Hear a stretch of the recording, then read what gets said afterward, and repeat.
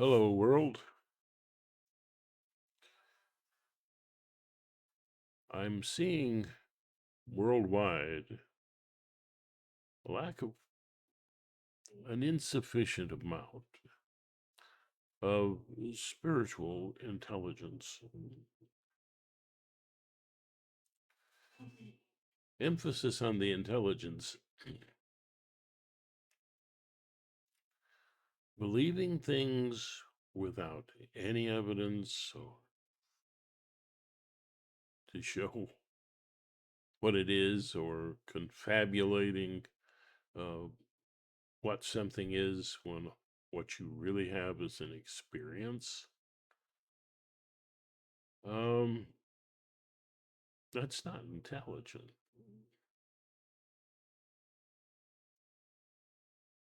Spirituality is a connection to the depths of what it is to be alive in the world.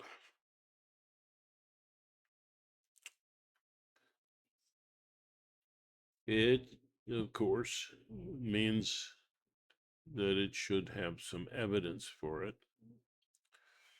which to me means virtues and some idea of where our virtues come from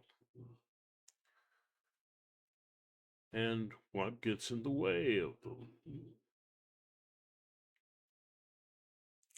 Our virtues come from forms of empathy. Objective empathy gives us truth. Compassionate empathy gives us goodness. And creative empathy gives us artfulness. These are important virtues that I think about. Another one is actually more of a derivative of these, and I would call that trust. Trust is the evidence, seen or unseen, in societies that holds them together. And what does trust mean? Well, it means that you trust your needs to be adequately met. And as in a spiritual sense, that means, you know, that love permeates your entire world, your family, your friends, the whole world. That there is a rule of this that you can see, that you can prove. Getting your needs met, having the needs of others met. This is empathy. And as these types of virtue grow, our trust that our needs met will also grow. We have a lot of trust in society. We hand somebody a piece of paper with the trust that it means something. A dollar bill, a peso, a Canadian dollar. Yeah. We are similar, but they are not the 51st state any more than we are the an extra province for them. We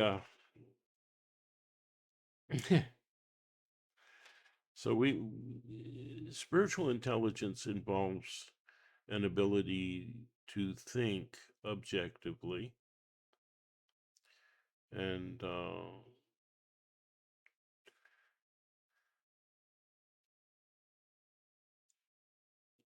and to think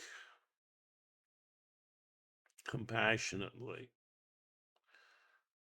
And these two things are kind of roles that we play. The one is a counselor. Um, you're doing what is objective to get needs met for yourself or others. And it's a job that government is supposed to do as its primary goal. Um, hmm. Now, compassionate empathy is a role that we play, I call the caregiver. And that's something we experience in extended family organizations, especially, which in the United States is often legally referred to as a church if it's not taxed. Yeah. And usually that,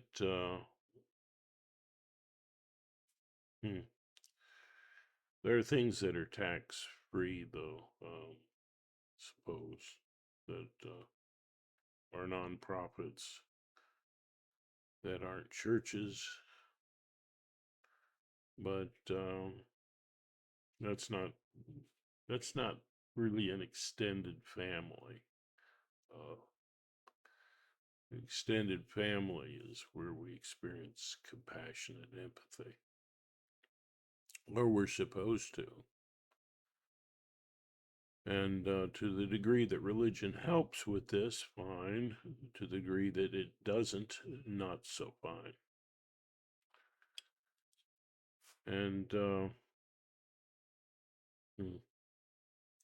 the same way with parties and government. To the degree that having political parties is helpful, good. To the degree that having them is not, bad. Some political parties, well, all political parties have their flaws.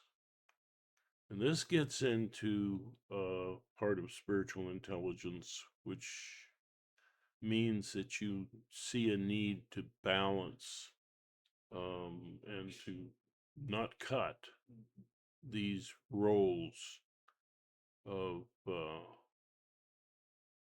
that are involved with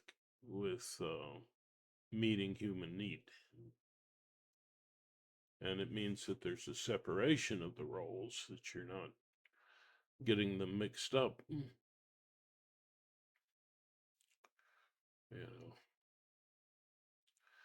You you have a certain emphasis. Certainly these things work together, but you have to keep your emphasis if you're going to effectively um, be a counselor or caregiver. You have to see the difference. And so the separation, I call it a separation of powers. There's another power, which is creative empathy, which gives us the power to create play, gives us the power to see things from a number of different perspectives, which means with empathy that you're trying to see the perspective of the other person and, consider, you know, what they believe and why they believe it and things like this. And it's the media which gives us these different perspectives, and it needs to be not controlled by either church or state. It needs to be independent to whatever degree it can be in terms of its emphasis. And spiritual intelligence means that when this is out of balance, when any of the perspectives are trying to be all of the perspectives at once, that there's a problem.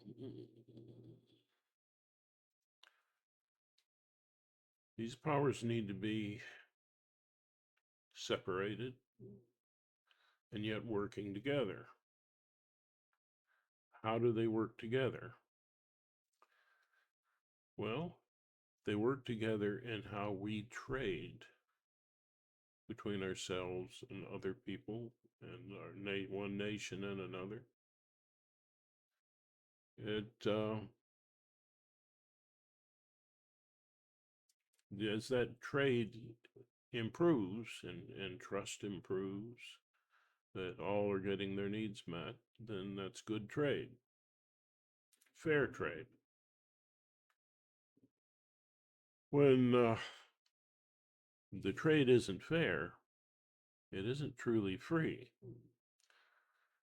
And freedom, as I define it, is the ability to be loved and to love, to feel these things. So everything's working for the betterment of business.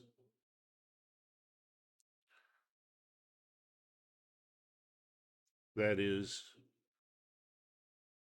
by my definition, that is trade. And all trading partners, therefore, need to have respect for themselves and each other. When you see some trading partners not able to organize, that is a threat to fair trade and free trade. Free trade is not do whatever you want. That's license, not freedom.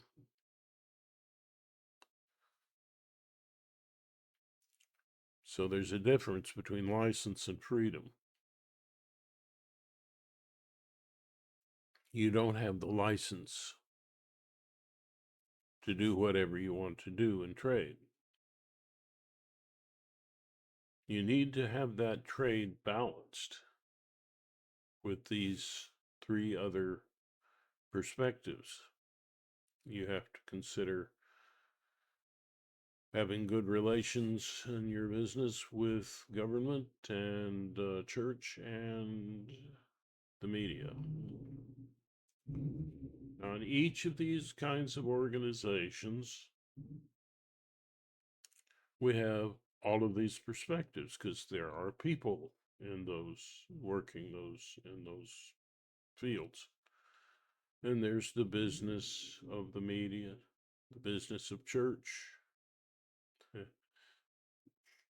the business of government. But the main emphasis is not business. Now we have divisions of power in the United States and many other countries because we know that power corrupts. Power meaning not meaning a power that limits the freedom of love to be expressed and to be felt, to be received. Fair trade.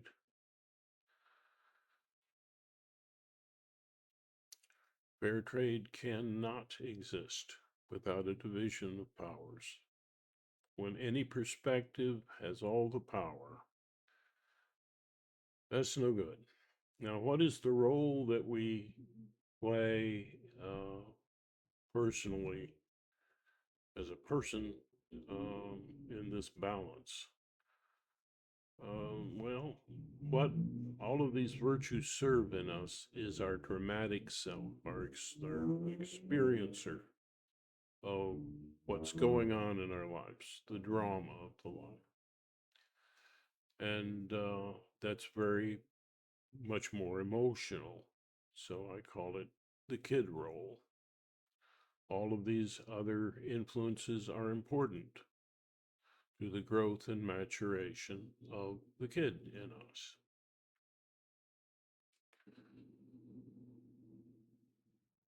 Now, you hear me now and then refer to the role of a mystic. A mystic is spiritually intelligent. but also understands the roots, the other part of spiritual intelligence, the roots of these forms of empathy. Okay, I call that the infant mind. So the infant mind is that part of us that has no language, that has just emotions, feelings, sensations, but no language. A mystic understands the roots of these forms of empathy. Creativity, the root of that is the ability to play, to be playful, whereas creativity can create play. It's a perspective outside of play that allows us to create. But an infant can be very playful. And play is an important has an important relationship to love, which is the meeting of human need. A child has a need to be able to be playful in their maturation. And play relates to need and to feelings. How you relate to your feelings is how you relate to your needs. So now we're going into more directly into feelings. So creative empathy evolved from our ability to play, and then of course to play along and to be creative. So there's a relationship between play and creativity. One thing you have to note about the infant mind is that since there's no language, there's no self-concept. So that feels a little mystical, doesn't it? But we need to realize that and understand it to be spiritually intelligent. Now, the ability to be objective, to have objective empathy, comes from an ability to focus. This is something that an infant can do. It can be focused, and you can't hardly help but be focused on its feelings and needs. But later on, we need to utilize focus, which is what the mystics do, without language. And we need to be at play, but without language. So, what is the root of compassionate empathy? It's the expression of needs and feelings. It's expression. And the reason that this evolves in a social context into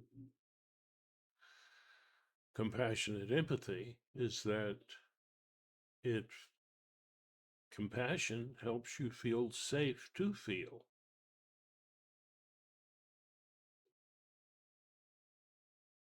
And that's very important.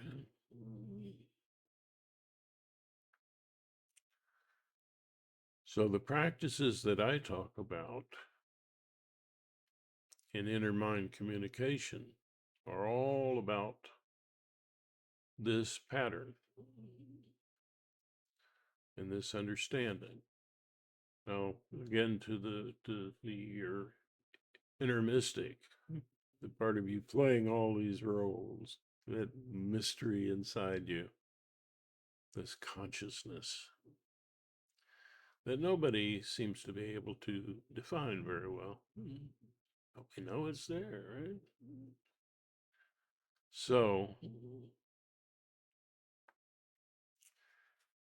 the experience of not having a self concept, um, from the focus perspective, is that, and then reflecting on it, hey, there's no self. It doesn't exist there in this non-language focus. There's no self. And from the playful perspective, gee, I could be any self. This is with intelligent reflection. And the other is the from the expression of needs and feelings and so on, which need and call out for compassion. Um, wow, that you kind of feel one with reality. I mean, there's no division when you're calling out. There's no sense of a you doing it. It's all muddied. You're just calling out. You know, you're just expressing your needs and your feelings and reflecting on this. Feelings like, well, gee, am I one with everything? There's definitely, I'm calling out to who, to what? Hmm, I'm everything. There's no self. So, I mean, these things are illusions that we have when we do that kind of reflection. But the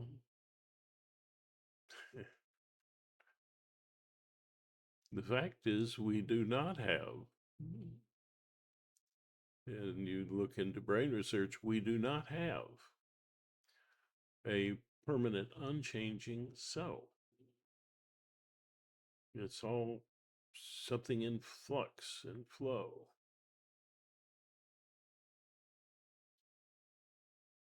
So there's some truth to all of those perspectives in a way. But hmm,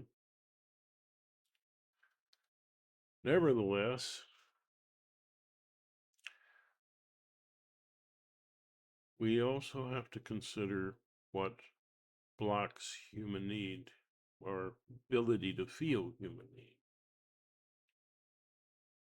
And that happens, when you have needs that you cannot connect to, that were totally blocked from some traumatic experience, either in a short amount of time or elongated into a long period of time. If there's a block to getting your needs met, sufficient block, the anxiety from this can be overwhelming. And you can't stay in that state. So the brain jumps in compassionately and perhaps, well, we can't really attribute that, can we? Easily to the brain. Or can we? Actually, the brain is who we are, if anything. And all of these perspectives are perspectives within our brain. And the creative empathy that we have, our inner artist, to give it a role, is the creator of all we imagine, even in fantasy or in what we take to be real. So your brain is your higher power. When we have a sense of that brain, which knows what we plan to do before we say, aha, I have a plan, Yeah, that's pretty mysterious. And that's a connection, we feel is to a higher power. Yeah, if we have a relationship with our brain, it's in fact some part of our brain having trying to envision the entirety and have a relationship with it. And well, you can never, as a part of the brain, you can never really know the whole thing. And if you did, would there be consciousness? So that's the problem that we meet in physics when we, as part of the universe, try to envision the whole thing. We can get closer and closer and closer and closer, but we can never realize the whole. Not completely, because we're part of it. All right. All of this is a part of spiritual intelligence. Knowing this, but also practicing it. There are a lot of different ways to practice these perspectives. And what does that do for you? Well, helplessness to feel what you need really gets in the way of the love flow, the giving and the receiving of love. Because you aren't free, really, to experience that need. And it could be a developmental need, which is very impacting. And they would call that CPTSD, complex or child, PTSD. Then there's, just the immediate um, trauma, um, in which we might have needed to get away or to fight back or and none of these things were available to us. Can't stay in that state. So we end up running away from things that are symbolic, embracing things that are symbolic of the needs in any trauma. And because we are trying to chase after a symbol, we cannot be fulfilled, and it becomes an addicting cycle. It hides us from who we were genetically intended to be. All right? So it's pretty hard to be spiritually intelligent without having a scientific mind. You don't become spiritually intelligent by blindly following things or labeling things meaninglessly. You don't get there that way. So you have to have a path. Find your path. This, and we're against this. This channel is against things that would upset this balance of powers. And so fascism is not a thing that we embrace, nor oligarchy. Not business taking over everything, not government taking over everything, not church taking over everything, and not experimental media taking over everything either. There needs to be a balance for freedom to exist, for virtue to exist. And the need for democracy is a fulfillment of that. So,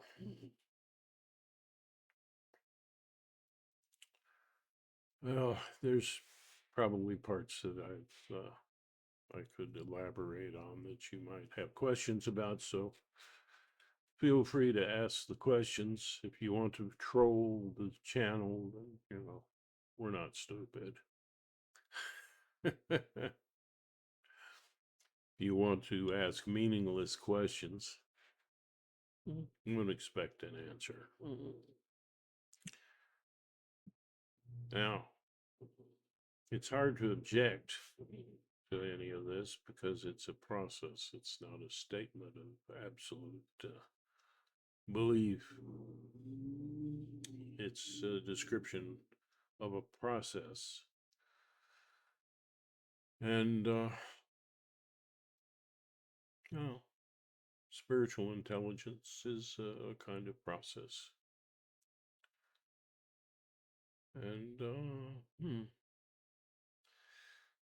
well, let's leave you to question and to speak up. Be sure to subscribe, to share, to comment, and to like if you like a video. We hope to get better at this as we go and have more people. But people are busy, and the rest of our team are very busy. But they're behind the scenes. Anyway, remember, you're not just in a world of wonder, you're part of it. Welcome to the journey of life and more.